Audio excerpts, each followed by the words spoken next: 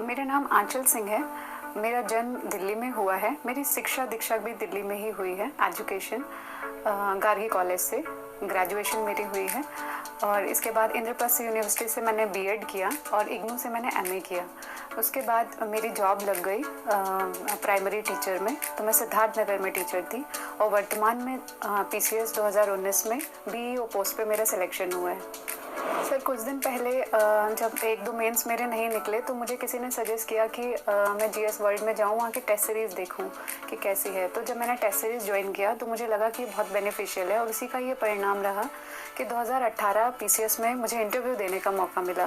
But कुछ ही numbers से मेरा नहीं हुआ और उसके पश्चात जब ये बीईओ का एग्ज़ाम हुआ तो मैंने दोबारा टेस्ट सीरीज़ ज्वाइन करी और इसका परिणाम ये हुआ कि मेरा चयन हो गया और 31वीं रैंक मिली है मुझे।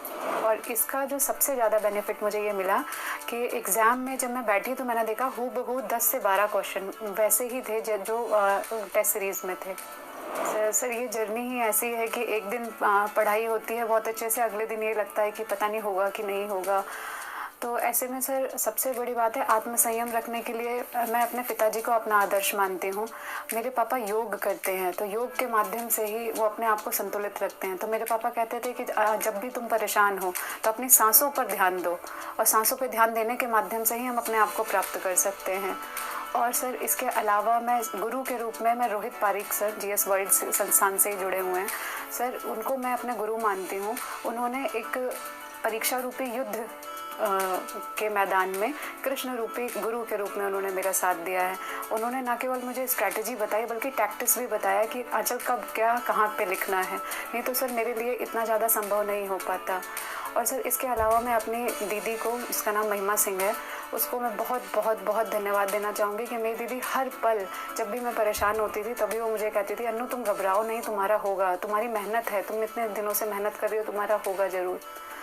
और सर इसके अलावा मेरे भैया भाभी और सभी, और सबसे बड़ी बात सर मेरे दादाजी, इतने बुजुर्ग होने के बाद भी उन्होंने मेरा इतना ज़्यादा साथ दिया।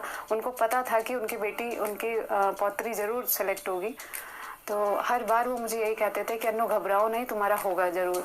सर जैसे ये ब्लॉक एजुकेशन ऑफिसर का एग्ज़ाम था तो इसमें सर प्रीलिम्स होता है और मेंस होता है। इंटरव्यू पहले हुआ करता था बट अब हटा दिया गया है।